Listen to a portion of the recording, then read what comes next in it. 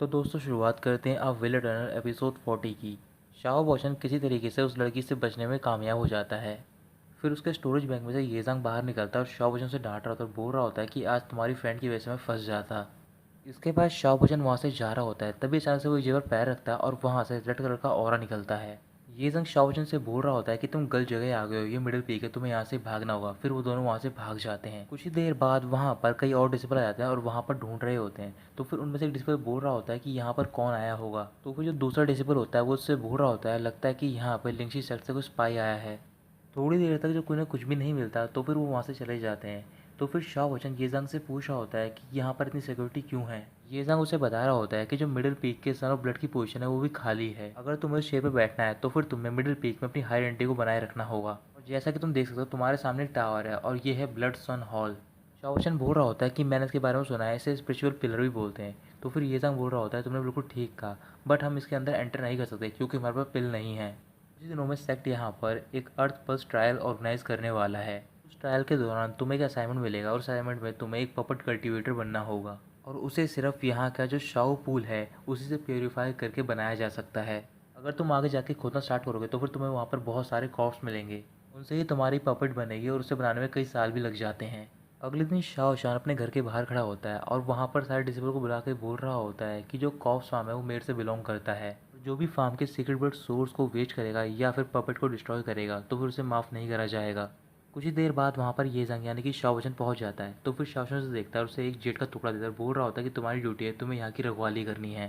तभी उन सबको वहाँ पर एक आवाज़ सुनाई देती है और वो आवाज़ होती है एल्डर की। तो फिर उन सबसे बोल रहे होते हैं कि जो करंट सिचुएशन है चारों सेट की बहुत ज़्यादा टेंस है और इस साल का हमारे सेट का यही टारगेट है कि जितने भी डिसिपल हैं वो सारे फाउंडेशन बिल्ड करें, वो भी अर्थली पर्ल्स की। और इस बार जो तुम्हें कल्टीवेट करना है वो है पपेट। भी हाई लेवल कल्टीवेट का पपेट को फॉर्म कर लेगा उसे 3 महीने बाद अर्थ पल्स कोड में जाने का मौका मिलेगा।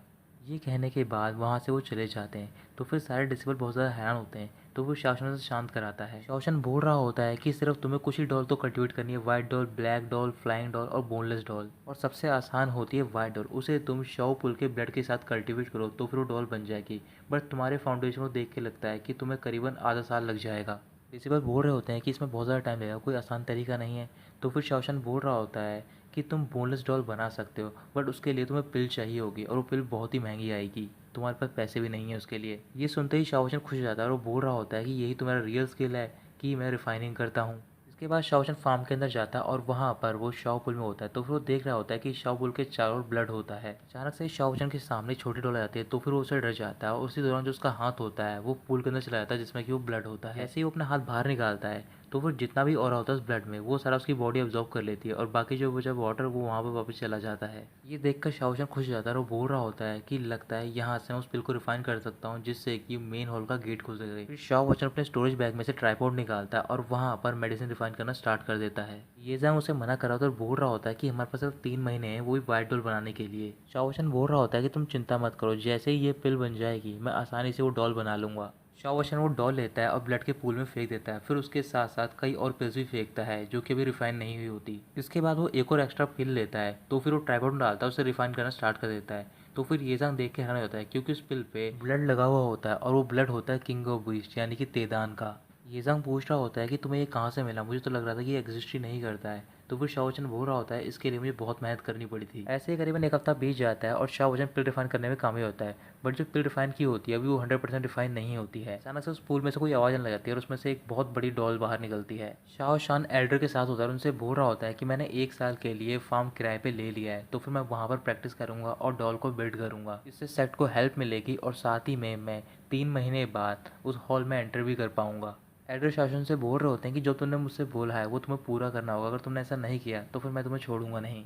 तभी वहाँ पर एक डिसिपल आता है भागते हुए। तो फिर शासन से बोल रहा होता है कि जो पूल था वहाँ हॉल में उसका 30% ऑरा डिस्ट्रॉय हो गया है। इधर ये जंग शाओशन से बोल रहा होता है कि मैंने बहुत सारे पॉकेट कल्टीवेटर देखे हैं बट आज तक ऐसा नहीं हुआ जैसा आज हो रहा है तुम्हारे साथ। पूल के चारों ओर पैसेज होते हैं और उन्हें ओपन कर जाता है, उसमें से बहुत सारा ब्लड बाहर निकलता है और पूल दोबारा भर जाता है। उस ब्लड की वजह से जो अडोल होती है वो भी पूरी तरीके से काम करना स्टार्ट कर देती है। तभी ये जंग उस फार्म से बाहर निकलता है और वो फार्म डिस्टर्ब हो जाता है। तो फिर फार्म के बाहर एल्डर और शासन खड़े होते हैं और एल्डर बहुत ज़्यादा गुस्से में होते हैं। शासन के पास भी एक ब्लैक कलर की डॉल होती है तो फिर वो उसे निकालता है और शाओशन पे हमला करने जा ही रहा होता है। तभी वहाँ पर एक डॉल पहुँच जाती है जो कि शाओ की होती है ग्रीन कलर की, और वो उसे बचा लेती है। वो शाओ की डॉल बहुत ज़्यादा पावरफुल होती है और वो शाओ की डॉल को आसानी से हरा देती है। शाओ गुस्से में एल्डर से बोल रहा होता है कि आप इसे पनिशमेंट दो, इसने सेक्ट का फार्म भी तबाह किया है और साथ ही में मेरी ब्लैक डॉल को भी डिस्ट्रॉय कर दिया है। अचानक से वहाँ पर कई और भी सारी ब्लैक डॉल आ जाती हैं। एल्डर गुस्से से शाओ की ओर बढ़ रहे होते हैं और बोल रहे होते हैं कि तुमने अभी तक फाउंडेशन नहीं बना पाई है, बट तुम इतने सारे ग्रुप्स के डॉल को कंट्रोल कर सकते हो। शाओ उनके सामने नीड डाल हो जाता है और वो उन्हें जेड का वो टुकड़ा दे रहा होता है, बोल रहा होता है कि मैं आपको अपनी सारी ग्रीन डॉल दे सकता हूँ ताकि वो आपके कंट्रोल में आ जाए। ये बात सुनते ही एल्डर खुश हो जाते हैं और वो शाओ से बोल रहे होते हैं कि इसमें तुम्हारी कोई गलती नहीं है और जो भी तुमने किया है वो सब सेट के लिए ही किया है, और इस वजह से मैं तुम्हें 1 महीने बाद डायरेक्टली अर्थ पर ट्रायल में भेज रहा हूँ। और ये कहकर वो वहाँ से चले जाते हैं। शाओ की ओर देख रहा होता है और वो सोच रहा होता है कि मैंने एल्डर को तो हैंडल कर लिया, बट इसे कैसे करूँ। शाओ भागकर शाओ के पास जाता है, उससे माफ़ी मांग रहा होता है। तभी शाओ उसे रोक लेता है और बोल रहा होता है कि इसमें तुम्हारी कोई गलती नहीं है और वैसे ही मैं कई दिनों से इस फॉर्म को डिस्ट्रॉय करने वाला था।